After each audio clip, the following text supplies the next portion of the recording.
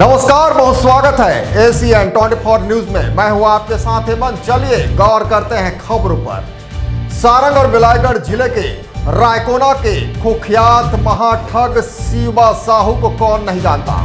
8 महीने में रकम 2.5 गुना करने का झांसा देकर करोड़ों रुपए की ठगी करने वाले इस ठग के मामले में एक बड़ी कार्रवाई हुई है। सरसीवा पुलिस ने अब शिवा साहू की मां और एक अन्य व्यक्ति को गिरफ्तार कर न्यायिक रिमांड पर जेल भेज दिया है। देखें रिपोर्ट। दरअसल इस हाई प्रोफाइल ठगी कांड में पुलिस ने पहले ही शिवा साहू सहित कुल 13 आरोपियों को गिरफ्तार कर चुकी है। शिवा द जेनरिक ग्रुप के नाम पर मासूम लोगों को 8 माह में रकम 2.5 गुना करने का लालच दिया गया और करोड़ों की ठगी को अंजाम दिया गया।